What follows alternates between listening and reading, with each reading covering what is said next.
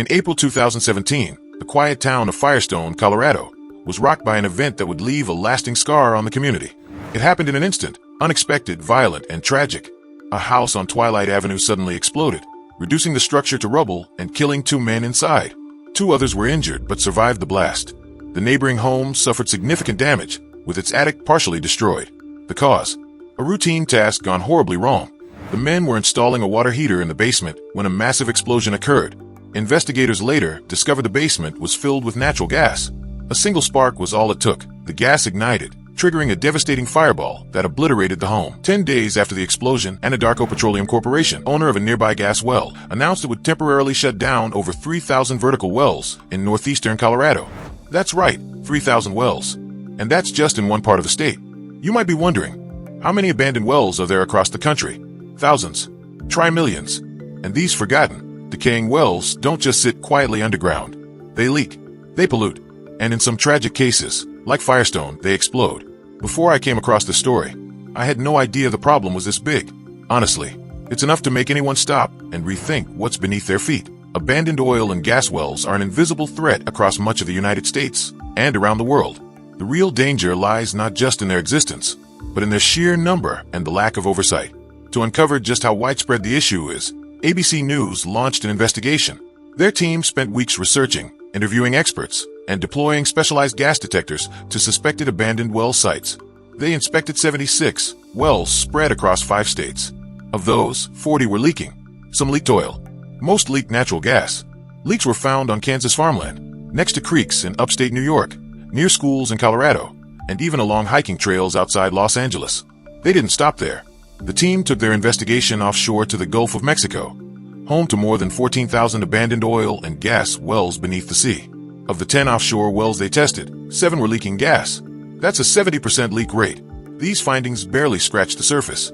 It's estimated that over 3.5 million oil and gas wells in the U.S. are abandoned or inactive, and 14 million Americans live within just 1.5 miles of one. Some states have a few hundred. Others, like Pennsylvania, have hundreds of thousands. In fact, Pennsylvania alone is believed to have more than 330,000 abandoned wells, many dating back to the early days of oil drilling in the 19th century. Yet despite the risks, only a small percentage of these wells are monitored or maintained. And finding them, that's another challenge entirely. One of the most serious obstacles in addressing the abandoned well crisis is the lack of reliable data. Many of these wells are so old, they've vanished from records. Some were drilled before documentation was even required. Others have missing or incomplete information. In many cases, no one knows who owns the well, where exactly it's located, or even if it's been properly sealed. Some wells have been left uncapped for over a century, and without accurate records, it's nearly impossible to identify which ones pose the most immediate danger. Texas, for example, is home to over 600,000 wells, more than any other state. Many are concentrated in the oil-rich Permian Basin. Of those, more than 8,500 are classified as orphaned, meaning the company that drilled them no longer exists or has abandoned responsibility. And it's not just a problem in the U.S. Canada has also documented thousands of leaking or abandoned wells, thanks to public data and stricter regulations. But in other top oil-producing nations like Russia, China, and Saudi Arabia, little is known. A 2020 Royal Society study couldn't find credible estimates for abandoned wells in those countries. Globally, experts estimate there are around 29 million abandoned oil and gas wells, and most of them are unsealed. In most cases, these wells leak methane, a colorless, odorless, highly flammable gas that is also one of the most potent greenhouse gases known to science. But it doesn't end there. Some wells also emit benzene, a known carcinogen, or hydrogen sulfide, a toxic gas that can be fatal in even small concentrations. Methane poses a dual threat. In confined spaces like basements, it can displace oxygen and lead to suffocation. It can also accumulate until it reaches explosive levels, just as it did in Firestone. There, investigators discovered that a damaged, unsealed gas pipeline connected to an old well had been leaking odorless gas into the home's basement. Even worse, they later found an even bigger pocket of methane beneath an adjacent empty lot. Fortunately, it didn't ignite. So why not collect and use the gas? In theory, it's possible. Methane is the same gas used for heating homes and powering stoves. But the quantities leaking from most abandoned wells are too small to be commercially viable. The cost of installing recovery equipment far exceeds the value of the gas collected. You might think this is just a rural problem, but abandoned wells are often hiding in plain sight, even in major U.S. cities. Take Los Angeles, for instance. It sits atop one of the most historic oil fields in the country. As a result, the city has thousands of buried wells, many of which have long been forgotten. In the working-class neighborhood of Vista Hermosa, methane vent pipes, they look like ordinary fence posts, but they're actually safety features, releasing built-up gas from over a dozen wells buried beneath the turf. At least 3 of those wells remain unplugged. Local activists have urged the city to plug more than 800 abandoned wells under residential neighborhoods. Some residents suspect a connection between the wells and unusually high illness rates in the area. Even when wells don't explode, they quietly pollute the air, contaminate groundwater, and release harmful chemicals. In West Texas, locals call them zombie wells, long-dead drilling sites that have come back to haunt communities by leaking toxic and carcinogenic substances into the environment. We often talk about carbon dioxide when discussing climate change, but methane is far more potent in the short term, over 80 times more powerful than CO2 at trapping heat over a 20-year period. In 2018 alone, abandoned and orphaned wells in the U.S. released an estimated 281,000 tons of methane into the atmosphere. That's equivalent to the climate impact of burning about 16 million barrels of crude oil, roughly what the U.S. consumes in a single day. Researchers estimate that plugging all abandoned wells would prevent the release of 7 to 20 million tons of CO2 equivalent per year. That's like taking 1.5 to 4.3 million cars off the road annually. One of the most notorious examples of an unsealed well gone wrong is Lake Bamer in Texas. What looks like a turquoise desert oasis is actually a toxic lake, formed by an abandoned well drilled in the 1950s. The well now gushes over 500 gallons of water per minute, water contaminated with arsenic, benzene, hydrogen sulfide, and sometimes even radioactive materials. The surrounding area reeks of sulfur. Bird bones litter the shoreline. Nothing survives long in or around the water, and no one wants to take responsibility. The Texas Railroad Commission insists the local water district is responsible for sealing the well. The water district argues that only the state has the legal authority and funding to do so. Meanwhile, the toxic water continues to flow, threatening to contaminate the surrounding aquifers. Today, oil and gas companies are required by law to seal inactive wells, but that wasn't always the case.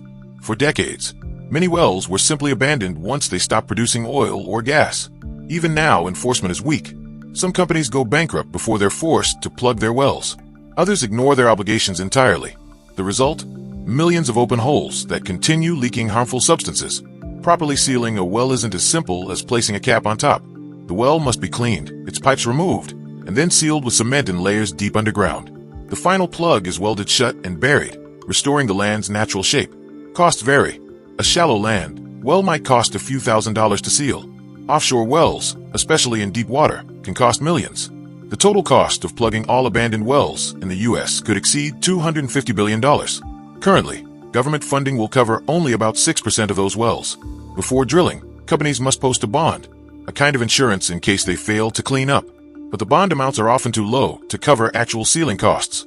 Efforts to raise bonding requirements have met fierce resistance from the oil and gas industry, which warns it could bankrupt smaller companies. So the burden falls on taxpayers.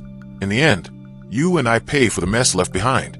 The abandoned well crisis is massive, dangerous, and growing. It's a silent hazard buried beneath homes, farms, schools, parks, and oceans. If left unaddressed, these forgotten wells will continue leaking pollution, spreading disease, and fueling climate change, often out of sight, but never out of reach. Look closely at this small town, Maxwell, California. With a population of just around 1,000 people, it's a quiet, unassuming place nestled in the northern part of the state. There's not much that makes it stand out, except for one thing.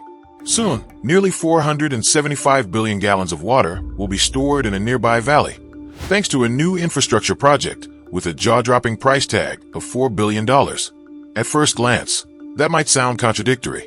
California is notorious for its water shortages. In many parts of the state, residents are used to saving water year after year, cutting back on everything from showers to lawn irrigation. Farmers, who make up a large share of the state's water consumers, are under constant pressure to conserve every drop for their crops. With such a strong emphasis on conservation and such tight regulations on water usage, how does building a massive new reservoir, one that releases a huge volume of water into a drought-prone region? Surprisingly, this is California's strategy to fight back against its increasingly unpredictable water future. Let's dig into the problem first.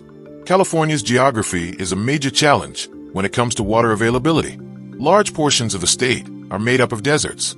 Take the Mojave Desert, for example. It covers more than 13,000 square miles, but receives only 2 to 6 inches of rain per year. With temperatures regularly soaring over 100 degrees Fahrenheit, Most of that rain evaporates before it can be of any use. Then there's the Colorado Desert, covering another 10,800 square miles, where similar conditions prevail: hot, dry, and unforgiving. And don't forget about the sprawling Great Basin Desert, which extends into eastern California. It receives just 6 to 12 inches of rain annually, making the landscape inhospitable to large-scale water storage without major engineering. California's natural environment simply doesn't support stable, abundant water supplies. But the situation gets even worse when you factor in the drought cycles. In July 2021, for example, Governor Gavin Newsom urged residents to reduce water usage by 15%. That wasn't new. In 2015, amid another severe drought, then Governor Jerry Brown mandated a 25% reduction in urban water use. Why such drastic measures? Just take a look at this data. Between 2014 and 2017, about 60% of California was experiencing what experts called exceptional drought. And nearly the entire state faced drought conditions of some level. After a short recovery, yet another drought hit in 2020, stretching well into 2023. It's a vicious cycle. And while these events vary in intensity, one thing is consistent: California regularly runs dangerously low on water. That's why restrictions are essential, to prevent total water collapse during dry years. Oddly enough, while the state was dealing with drought, some regions were hit by severe floods.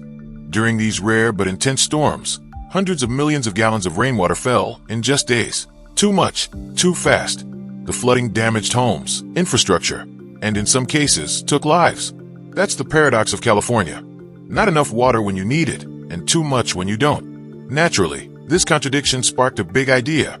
What if California could capture floodwaters and store them for future use? This idea dates back to the 1950s and 60s, when the state first launched the California State Water Project, SWP. It led to the construction of one of the world's largest water infrastructure systems. Key components of the SWP include the San Luis Dam, which created the San Luis Reservoir, capable of storing 792 billion gallons. Another is Lake Oroville, formed by damming the Feather River, with a capacity of 1.1 trillion gallons. Water from these reservoirs is transported through a vast network of pipelines and canals. The centerpiece of this system is the California Aqueduct, a 460-mile water highway that moves water across regions, capable of carrying 98,000 gallons per second. At the southern end of the aqueduct lies the Edmundston Pumping Plant, one of the most powerful water lifting stations on Earth. To give you an idea of its might, it can lift water nearly 2,000 feet, higher than the Eiffel Tower. The SWP is a marvel of engineering, and it served California well for decades. But over the years, demand has outgrown supply. The state's population has more than doubled. Agricultural and industrial needs have ballooned. Meanwhile, climate change has made rainfall patterns even less predictable. That's why the state is building something new, the Sites Reservoir, just west of Maxwell. Why here? The location is ideal. The valley is shaped like a natural basin, surrounded by hills and mountains, minimizing the need for artificial barriers. It's lightly populated, which avoids the social disruptions that dams often cause. And with sparse vegetation, environmental impact is lower. Planning for the reservoir started in 1996. Over the next 18 years, more than $50 million was spent on feasibility studies. The project will require 12 dams, 3 large ones and 9 smaller ones, to contain the water. The tallest of these, the Golden Gate Dam, will rise 285 feet. Not quite a record breaker, but still impressive. For comparison, Lake Oroville's dam stands at 770 feet, making it the tallest in the U.S. The site's reservoir will be enormous. It will stretch 13 miles from north to south and 4 miles across, with a maximum depth of 262 feet. When full, it will store up to 475 billion gallons, ranking it among California's largest reservoirs. But what makes sites truly unique is its off-stream design. Unlike traditional dams, it won't block a river. Instead, it will divert water from the Sacramento River, but only during times of high flow, and only after environmental and legal obligations are satisfied. During droughts, water from sites can be released back into the system, providing a much-needed buffer against shortages. According to officials, the stored volume is enough to supply 7.5 million people for an entire year. The water will be moved through existing infrastructure, pumping stations, pipelines, and canals, reducing the need for new construction and minimizing environmental disruption. And there's another advantage. A large portion of the reservoir's water will be reserved for environmental purposes. California's ecosystems have suffered during past droughts. CITES is designed to stabilize river flows, improve wetland conditions, and even help endangered fish species, including the Sacramento salmon. Because the reservoir won't sit on the river itself, salmon migration routes remain unobstructed. That's a major win for conservationists. CITES may also work in conjunction with Shasta Lake to deliver cold water, essential for salmon spawning. Still, it's not all good news. Some environmental groups remain opposed. While CITES won't directly dam a river, it will draw water from the Sacramento, and during peak diversion, it could take up to 60% of the river's flow. Critics worry this could endanger not just salmon, but 23 other vulnerable species. Evaporation is another concern. With California's high temperatures, it's estimated that 9.7 billion gallons of water will evaporate from CITES each year, water that will need to be replaced. There's also the issue of emissions. In 2023, the group Friends of the River, backed by the Tell the Damn Truth campaign and funded by outdoor clothing brand Patagonia, released a report stating that the CITES project could emit around 362,000 metric tons of CO2 annually during operation. Much of that comes from methane, released as submerged vegetation breaks down. Despite these concerns, many believe the benefits outweigh the drawbacks. The CITES reservoir is scheduled for construction between 2026 and 2032, and it's a key part of California's water strategy. But it won't be enough on its own. That's why California is also turning to wastewater reuse. As of 2025, the state treats over 224 billion gallons of wastewater each year. Most of this is used in agriculture, which consumes about 80% of California's developed water supply. Reusing water here frees up more clean water for households and industry. The state is also investing in groundwater recharge, injecting treated water into aquifers for future use. In Orange County, one facility alone recharges 98 million gallons per day. Industries are also embracing recycled water for cooling systems, concrete mixing, and even paper production. Why? It's cheaper than raw fresh water and doesn't require extreme purification. So maybe, in the not-so-distant future, California will finally break its cycle of drought and desperation, not by changing the climate, but by changing the way it stores, uses, and values water. This is the Great Man-Made River, a colossal engineering feat buried beneath the sands of Libya. Dubbed the world's largest irrigation project, the Libyan government even went as far as calling it the eighth wonder of the world. And to many, that wasn't just propaganda. This bold and ambitious project was the dream of Libya's former leader, Muammar Gaddafi. His vision, to turn Libya's arid desert into fertile land as green as the Libyan flag during his regime, a completely green banner representing the Libyan Jamahiriya. But how close did they come to realizing that dream? How was this river built beneath the desert? And what has become of it today? Let's dive into the story of a river without a drop of surface water, a mega-project born out of desperation, vision, and oil money. Let's begin with the geographic reality of Libya. It's a country located in North Africa, with its entire northern edge lining the Mediterranean Sea. But beyond that narrow coastal strip lies a vast and unforgiving landscape, the Sahara Desert. In fact, about 90% of Libya's land area is desert, and half of that is classified as sand desert, a literal sea of sand dunes and rock.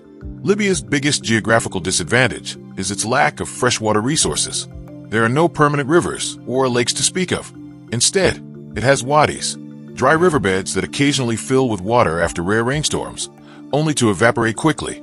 These conditions make Libya one of the driest nations on Earth.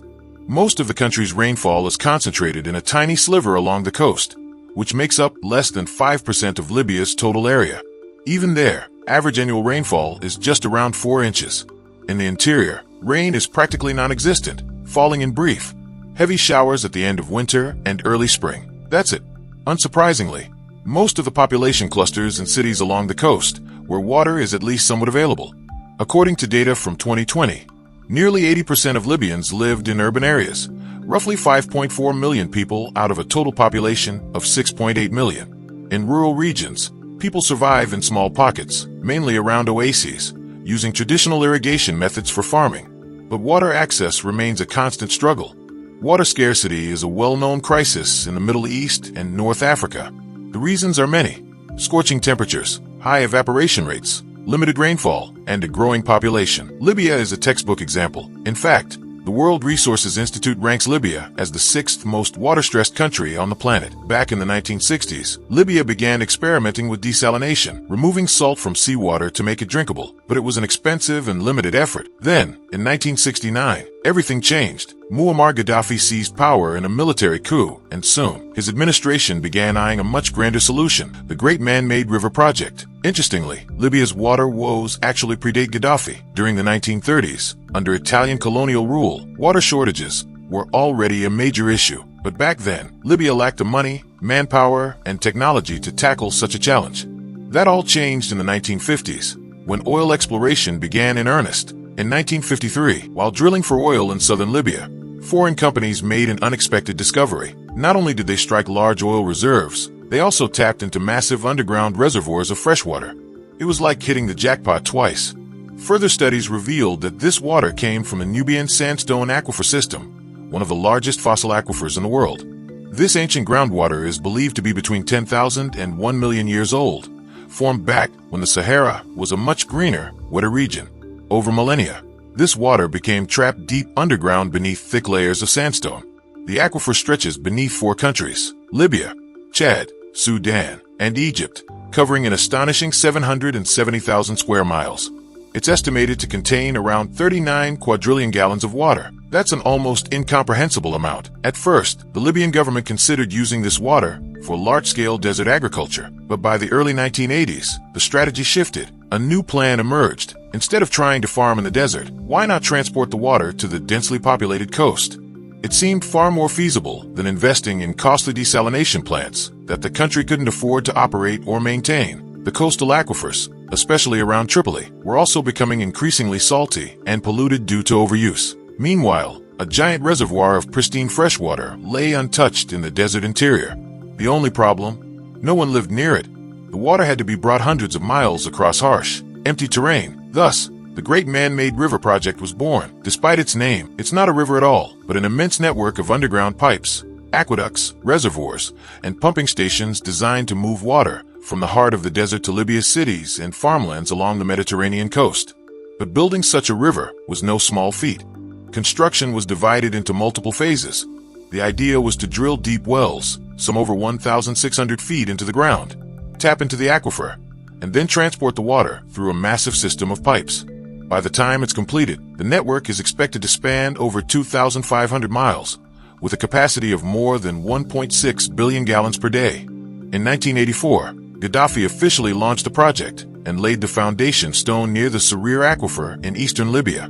The first phase of the project, known as GMR-1, was focused on 2 fields, Tazerbo and Sarir.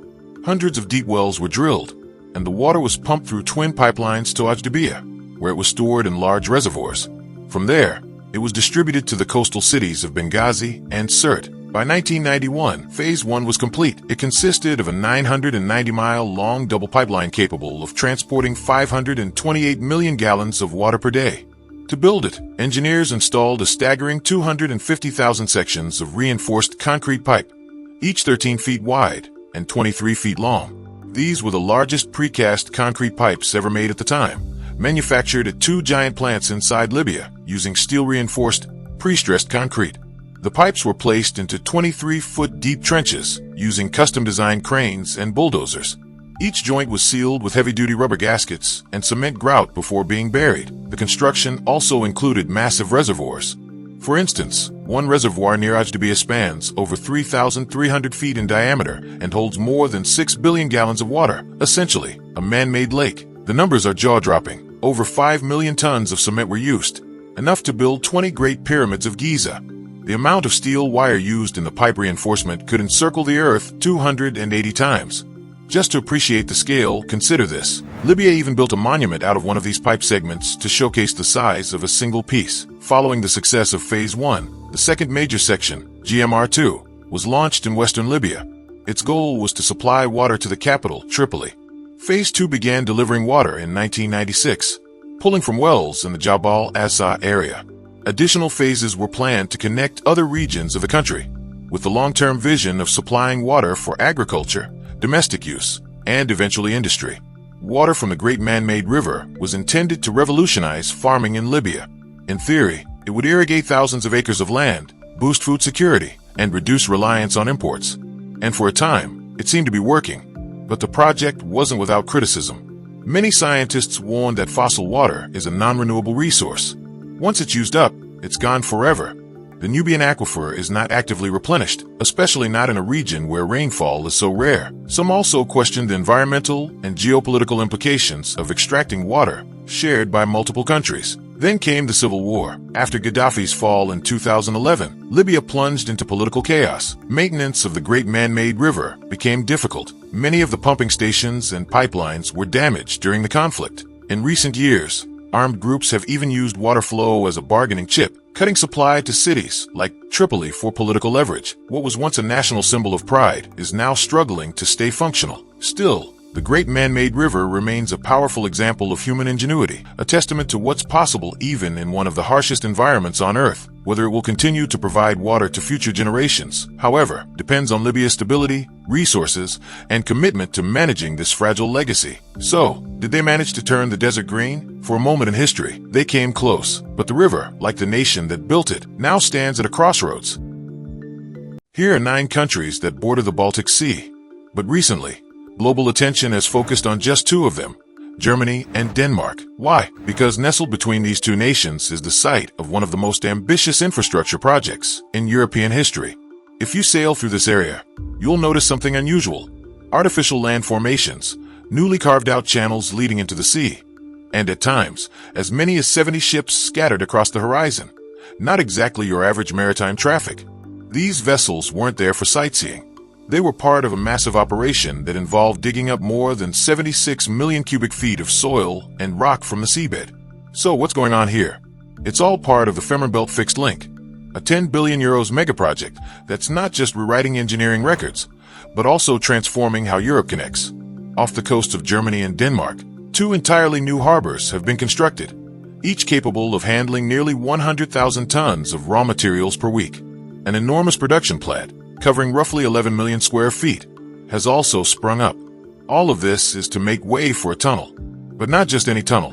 This project is building what will soon be the world's longest immersed combined road and rail tunnel, a direct connection between the German island of Fehmarn and Denmark's Lolland Island.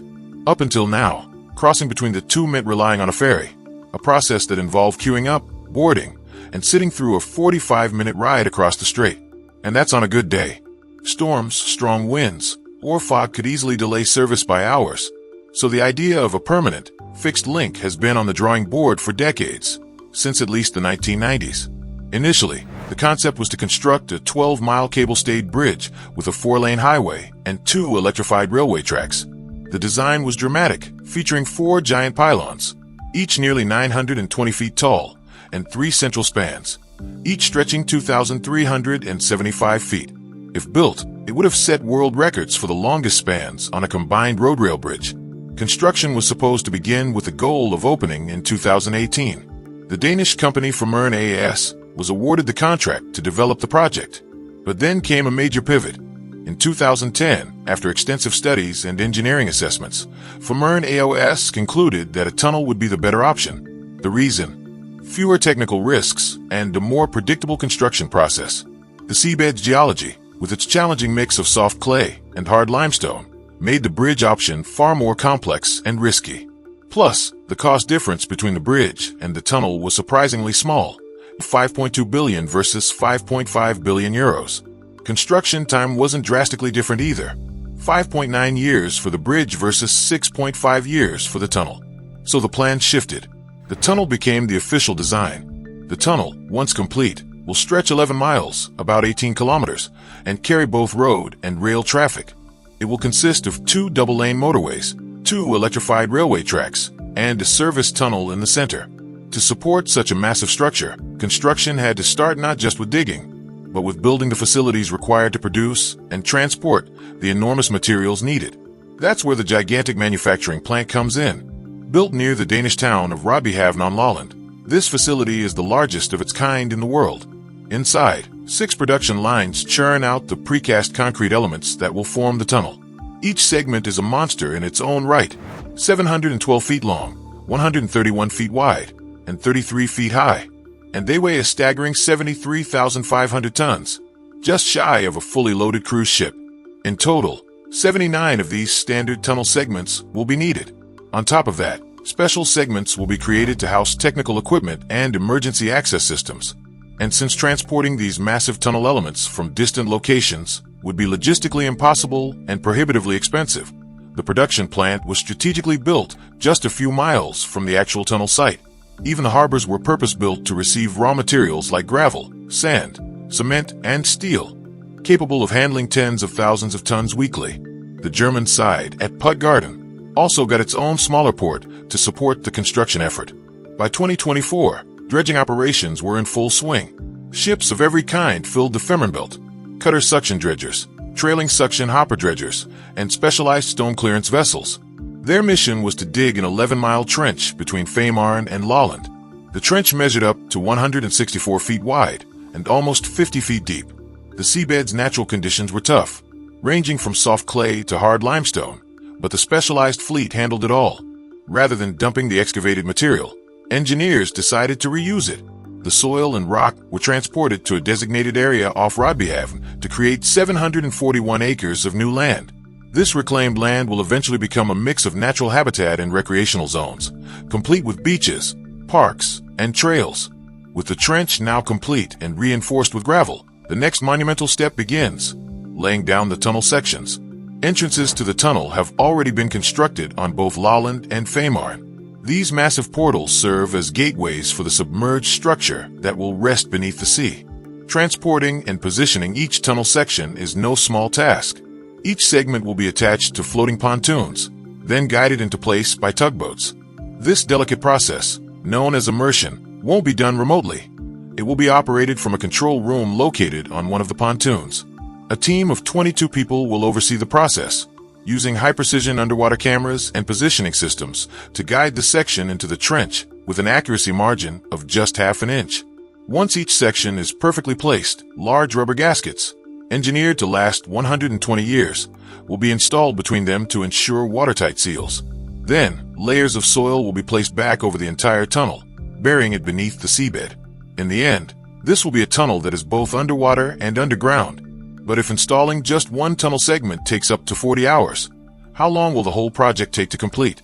That's the million-euro question. When plans were first floated in 2012, the goal was to open the tunnel by 2021. A few years later, the date was pushed to 2024, then 2028. Finally, in 2020, the official opening date was set for 2029. Many are eagerly awaiting that year because the benefits of this tunnel will be enormous.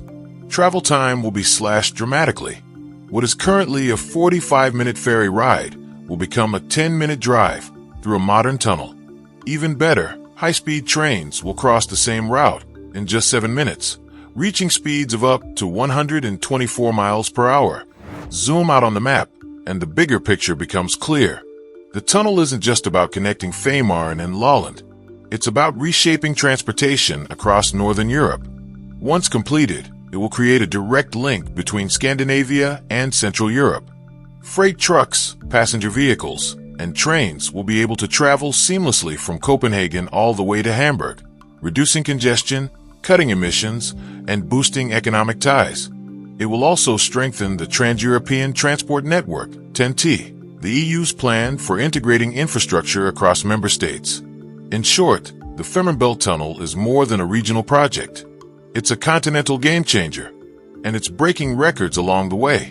When finished, it will hold the title for the world's longest immersed tunnel, the longest combined road and rail tunnel, the longest underwater road tunnel, and the second deepest underwater concrete tunnel ever built. It's not just a feat of engineering, it's a symbol of ambition, collaboration, and the future of European connectivity. From blueprint to reality, the Fehmarnbelt Fixed Link is a marvel in motion. And as the countdown to 2029 continues, it's already shaping up to be one of the defining infrastructure projects of our era.